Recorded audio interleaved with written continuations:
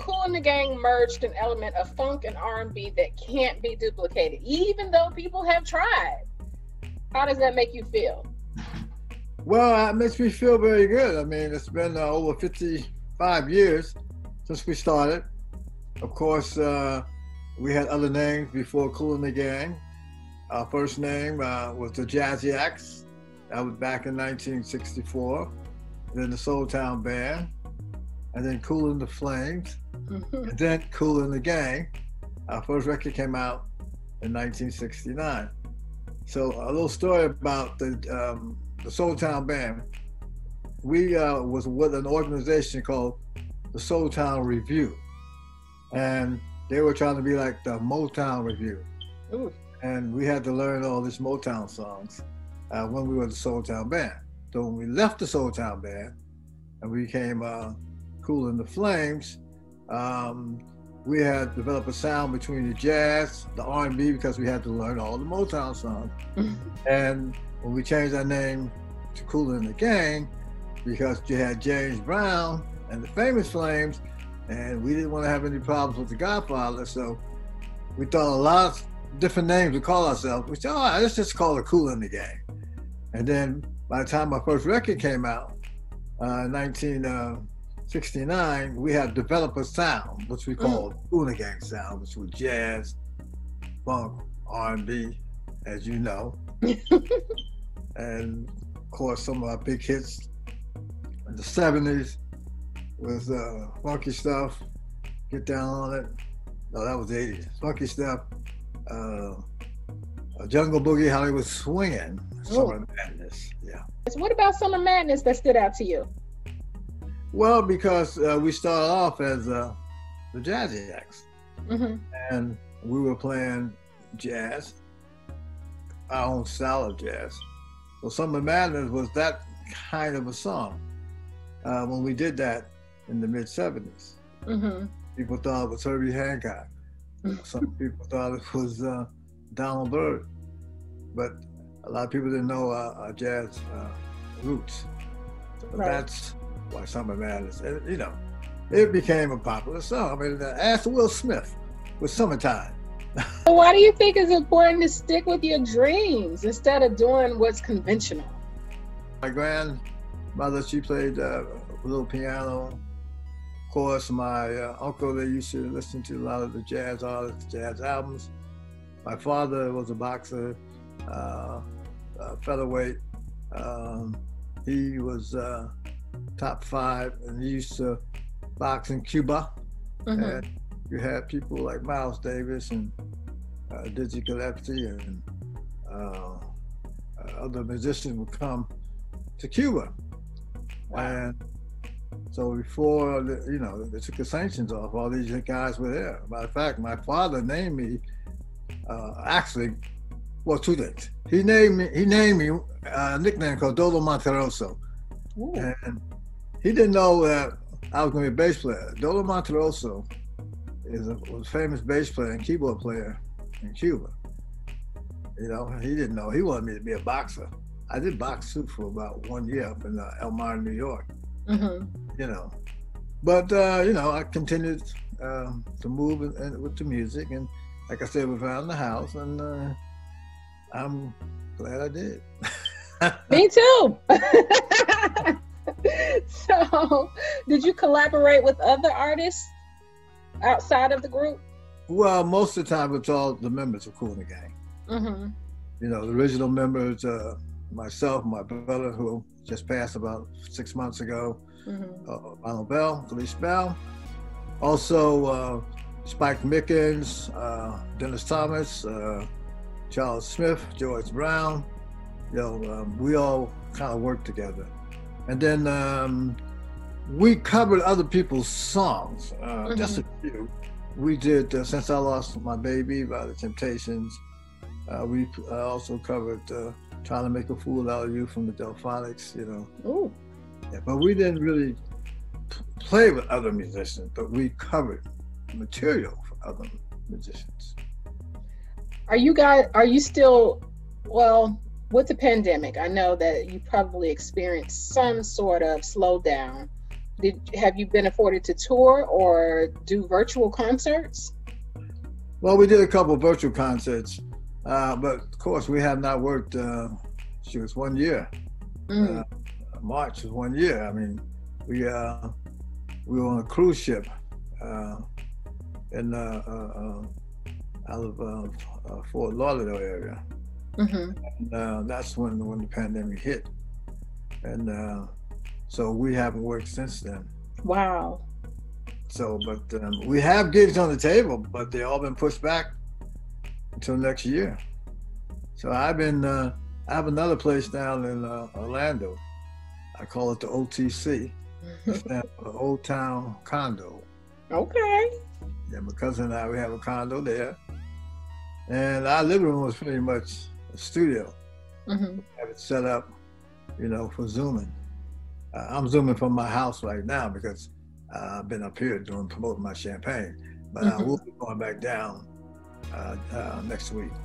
Okay, tell me about that champagne. Well, we have a champagne called the Kool champagne. I'll try to make a short story on that. Yes. But touring in Europe, and the promoter came to me. He said, "Listen, would you like to sell champagne on your tour?" And this was in France. And he said, because he said he's doing something with the late Barry White at the time. Also, one of the members of the Bee Gees. And I said, well, I really don't want to do a champagne at my concerts because I believe that my fan base would rather have a T-shirt cap after a concert. I don't think they'll be buying a bottle of champagne. Well, what I really want is retail. I said, I want to go on the shelves. So I came up with this idea and concept called Le Kool Champagne, Lekool. Champagne, and we did a deal in the Champagne country of France, Rennes and Champagne, where they make Dom Perignon, Cristal, Moet Chandon, Veuve Clicquot, and that's when I came up with the name Le Kool Champagne, and we were pushing it, and because of the pandemic, things have slowed up. But because I have not been working on the road because of the pandemic with Kool and the Gang, I've been promoting my champagne the old school way. Okay. You go to the store, you buy 10 cases of the champagne. I'll come in and I'll sign the bottles for the customers. I love it. I'm gonna have to get some of that champagne. Yeah, we gotta get you a bottle. Definitely. So, and then going back to the music, which I am gonna get a bottle of that champagne. What do you miss about the music from the 80s? Well, from the 80s, well, we worked a lot in the 80s. The music business has changed a lot. Of course, the pandemic definitely changed the music. But the music of the 80s, that was when JT had just joined the band in '79 into the 80s. And of course, we didn't have a lead singer before that, but we had a fan base because of what we did in the '70s. In the 80s, it was ladies' night and Get Down on It and Cherish and, Fresh, Emergency, Misled, Get Down on It. And then of course, Celebration. So the 80s was a good test. Yes, it was. The 80s is like the best time frame ever because that's when we had real R&B. Oh, yes. So if you could do a biopic, who would you like to play your character? Oh, that's a good one. I don't know if his name was Trey Diggs. A couple guys. Oh, okay. Hey, I'm thinking the one that played Mo Better Blues. I think he was in that movie. Who played Mo Better Blues? Denzel? Was it Denzel? Denzel was in there, but he was in the movie as well, I believe. Anyway, that's one of the guys. Of course, play me. Taye Diggs and Denzel Washington. Okay, those are good actors. Yeah. So, what are you doing now, and what amazing things do you have on the back burner? Well, right now, like I said, I'm working the champagne. Mm-hmm. I am doing some things in Africa, East Africa, West Africa. I teamed up with Dusty Baker, who's the coach for the Houston Astros.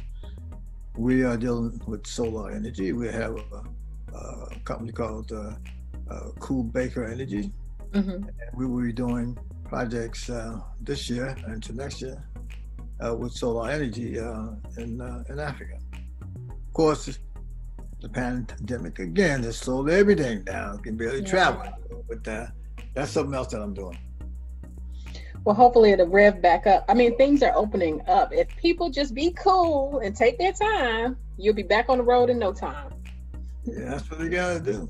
So we can celebrate good times. Come on.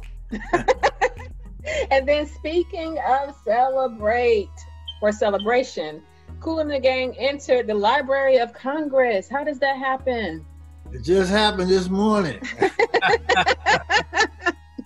That was a great thing, because celebration has been around, over 41 years. Last year we celebrated 40 years of celebration. And to be in the Library of Congress is a great accomplishment.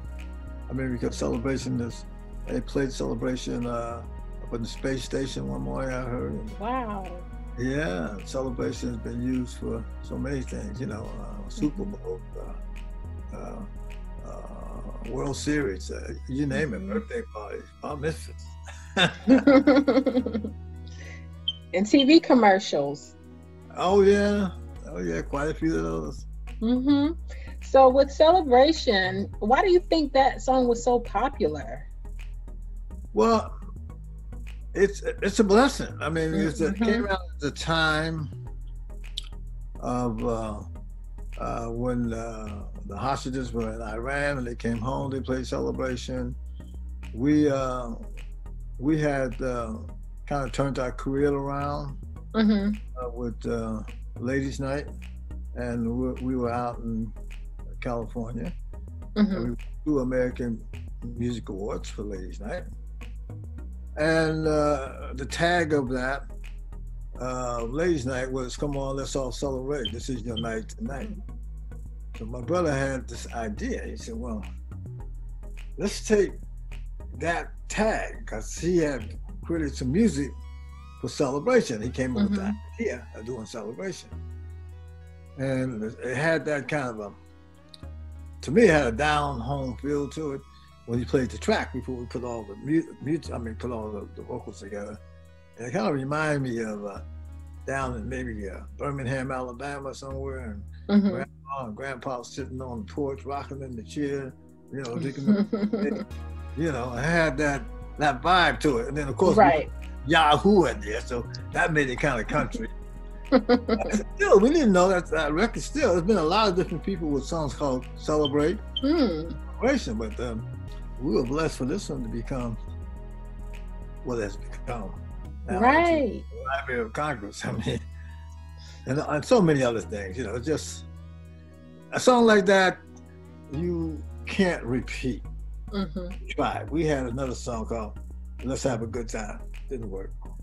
Celebration is celebration, and that's what it's going to be.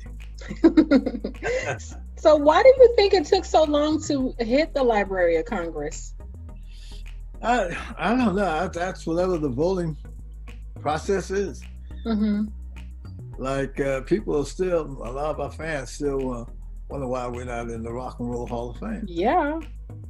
We got a lot of awards, but not that one yet. So maybe now that we're, in the Library of Congress, they say, oh, okay, well, these guys, they deserve to be in the Rock and Roll Hall of Fame. Without question.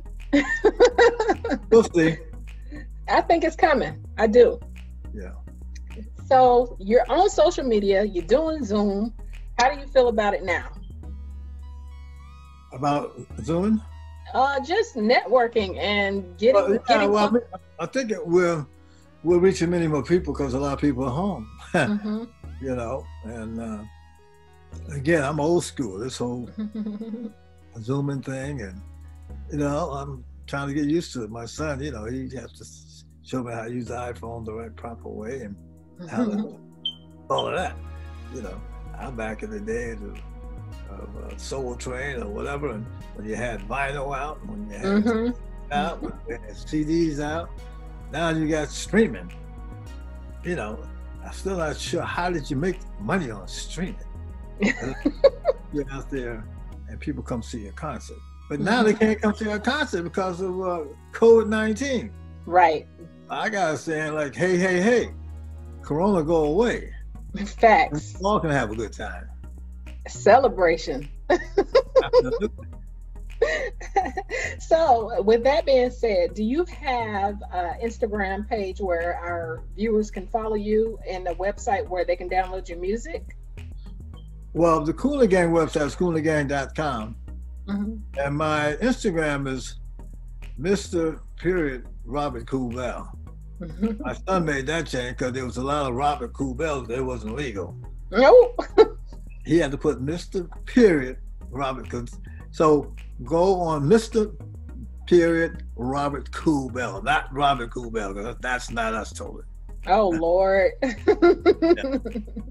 One of the fine things about being popular is the name, and everybody wants a taste of it, I guess. Yes, they do. Do you have any new music out? Yeah, we have a new single coming out next month.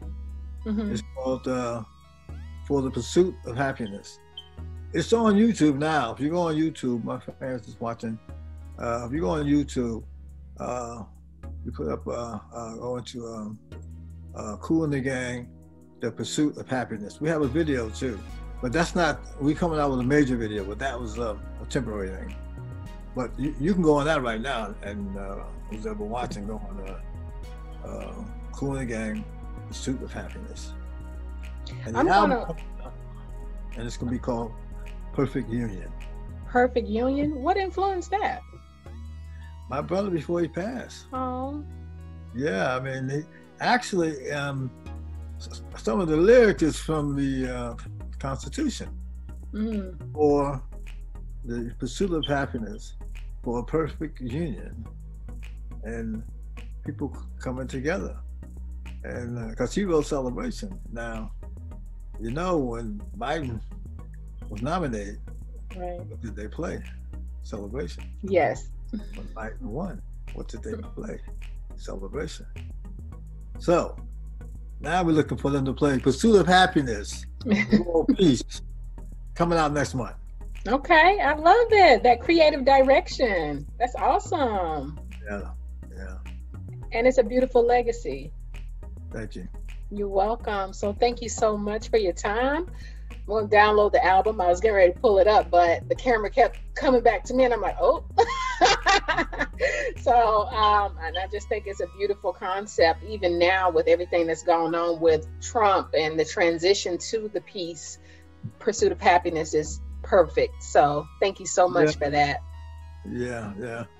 And we got to make sure that we get you a nice cold glass of the Kool champagne. Listen, say it.